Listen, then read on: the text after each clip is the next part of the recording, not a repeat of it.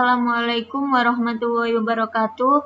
Perkenalkan, nama saya Rizky Imro'atul Hasanah, NIM 79.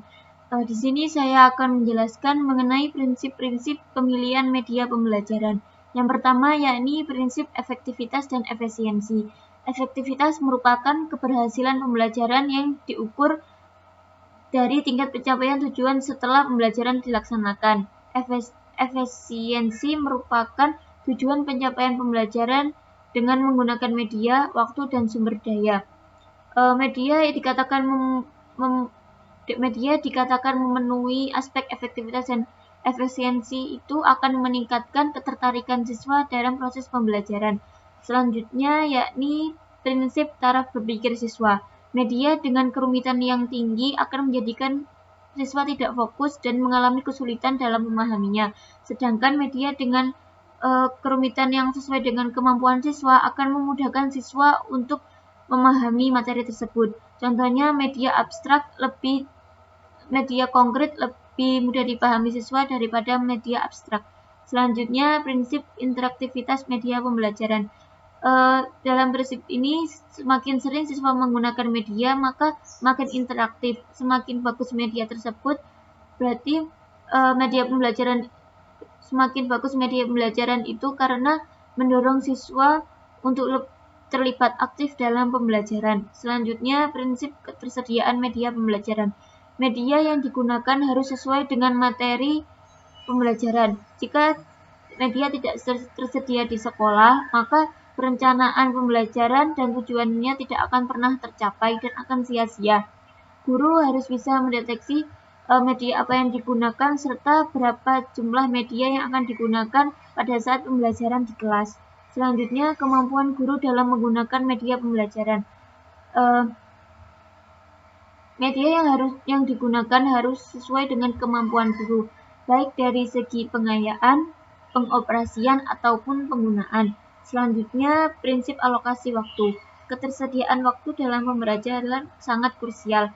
Guru selalu dikejar waktu untuk menyesuaikan tuntutan kurikulum. Selanjutnya, fleksibilitas pembelajaran.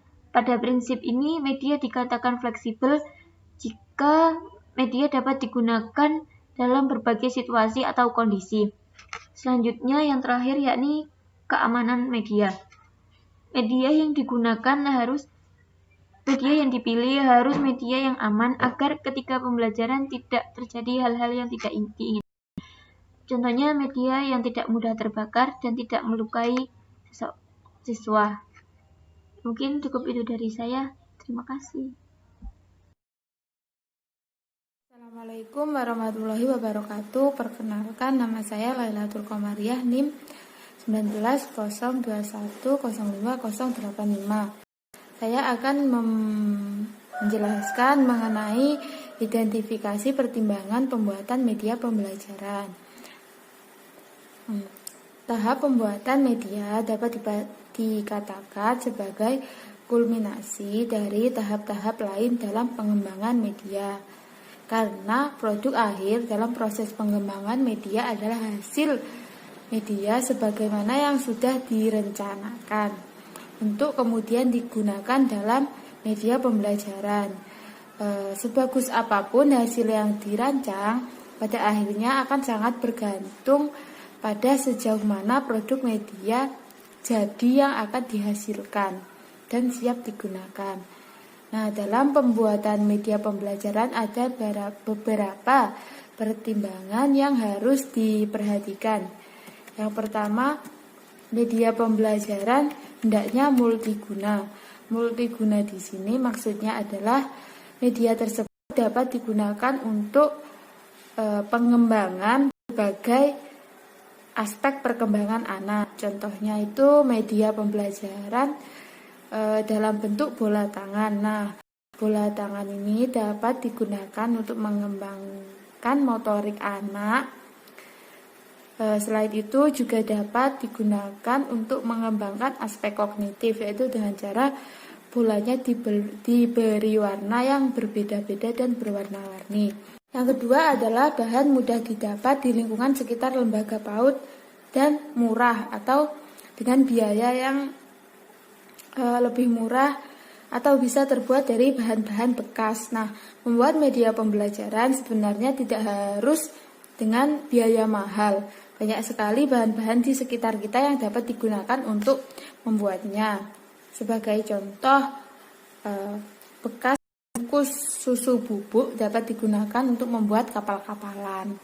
Nah, dalam membuat kapal-kapalan dari kertas bekas susu bubuk ini ada nilai pendidikan yang kita tanamkan kepada anak, yaitu anak dilatih untuk bersikap dan hidup sederhana serta kreatif. Yang ketiga itu tidak menggunakan bahan yang berbahaya bagi anak. Aspek keselamatan anak merupakan salah satu yang harus menjadi perhatian guru sebagai media pembelajaran. Nah, bahan-bahan tertentu yang mengandung bahan kimia berbahaya perlu untuk dihindari oleh guru. Misalnya menggunakan cat yang digunakan untuk mewarnai alat permainan tertentu sebaiknya tidak membahayakan dan mengandung bahan kimia yang berbahaya bagi anak. Yang ketiga, yang keempat, dapat menimbulkan kreativitas dan dapat dimainkan sehingga menimbulkan kesenangan bagi anak, menimbulkan daya hayal dan daya imajinasi serta dapat digunakan untuk bereksperimen dan bereksplorasi. Nah, contohnya adalah alat permainan konstruktif seperti balok-balok kayu merupakan salah satu contoh alat permainan yang cukup menarik dan menantang untuk dikreasikan anak. Yang kelima, sesuai dengan tujuan dan fungsi sasaran. Nah, tiap media pembelajaran itu sudah memiliki fungsi yang berbeda antara yang satu dengan yang lain. Guru harus menjadikan tujuan dan fungsi sarana ini sebagai bagian yang perlu untuk diperhatikan. Yang keenam itu dapat digunakan secara individual, kelompok, ataupun klasikal. Nah, tiap media pembelajaran yang dirancang harus memungkinkan anak untuk menggunakannya baik secara individual, kelompok, atau klasikal. Yang terakhir itu dibuat sesuai dengan tingkat perkembangan anak. Tingkat perkembangan anak yang berbeda berpengaruh terhadap jenis permainan yang akan dibuat oleh guru.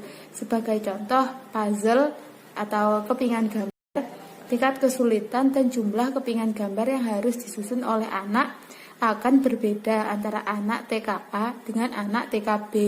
Hal ini disebabkan dari kemampuan yang dimiliki anak pada tingkatan tersebut itu berbeda. Sekian dari saya. Selanjutnya akan dijelaskan oleh Indah. Warahmatullahi wabarakatuh. Perkenalkan, nama saya Indah Ramadhani, NIM 5109. Baiklah, di sini saya akan menyampaikan materi klasifikasi syarat atau kriteria pembuatan media pembelajaran. Jadi, untuk mendapatkan kualitas media pembelajaran yang baik agar dapat memberi pengaruh yang signifikan dalam proses belajar mengajar, maka diperlukannya pilihan dan juga perencanaan penggunaan media pembelajaran yang baik dan juga tepat. Pemilihan media pembelajaran yang tepat ini menjadi media pembelajaran efektif digunakan dan juga tidak sia-sia jika diterapkan. Terdapat beberapa kriteria atau syarat yang perlu diperhatikan dalam pemilihan media pembelajaran. Yang pertama, sesuai dengan tujuan. Jadi media yang dipilih itu harus berdasarkan tujuan instruksional, di mana akan lebih baik jika mengacu dari 2 atau 3 ranah kognitif, afektif, dan juga psikomotorik. Hal ini bertujuan agar media pembelajaran itu sesuai dengan arahan dan juga tidak melenceng dari tujuannya. Kemudian media pembelajaran ini hendaknya dipilih mampu menyelaraskan menurut kemampuan dan juga kebutuhan siswa dalam mendalami isi materi itu. Yang kedua, praktis dan luas. Media pembelajaran itu tidak harus mahal dan juga selalu berbasis teknologi. Pemanfaatan lingkungan dan juga yang sederhana secara tepat akan lebih efektif dibandingkan media pembelajaran yang mahal ataupun rumit. Jadi yang simple dan mudah dalam penggunaannya, ya harganya juga terjangkau, serta bertahan lama, juga dapat digunakan secara terus-menerus, itu patut untuk menjadi salah satu pertimbangan utama dalam memilih media pembelajaran. Yang ketiga, mampu dan terampil menggunakannya. Jadi apapun medianya itu, apapun media yang telah dipilih itu, guru harus mampu menggunakan medianya itu. Nilai dan manfaat media itu sangat ditentukan oleh bagaimana keterampilan guru dalam menggunakan media pembelajaran tersebut. Keterampilan penggunaan media pembelajaran ini juga nantinya dapat diturunkan kepada siswa, sehingga siswa juga itu mampu terampil dalam menggunakan media pembelajaran yang telah dipilih sebelumnya. Kemudian yang keempat, keadaan peserta didik. Jadi kriteria pemilihan media yang baik itu disesuaikan dengan keadaan peserta didik, baik keadaan psikologis, fisiologis maupun sosiologis anak. Sebab media yang tidak sesuai dengan keadaan anak didik tidak akan membantu banyak dalam memahami materi pembelajaran itu. Kemudian yang kelima, ketersediaan. Jadi walaupun suatu media dinilai sangat tepat untuk mencapai tujuan pembelajaran, media tersebut itu tidak dapat digunakan jika tidak tersedia. Terus menurut Wilkinson, media merupakan alat belajar dan mengajar. Jadi peralatan tersebut ketika dibutuhkan untuk memenuhi keperluan siswa dan guru, jangan sampai guru itu menentukan juga memilih media yang tidak tersedia di sekolahnya. Jadi guru itu harus mampu membuat dan juga memproduksi media yang telah dipilih sebagai media alternatif yang telah disediakan di sekolah tersebut untuk menjelaskan materi pembelajarannya. Sekian presentasi dari kelompok kami, kurang lebihnya saya mohon maaf. Wabillahi taufiq wal hidayah. Wassalamualaikum warahmatullahi wabarakatuh.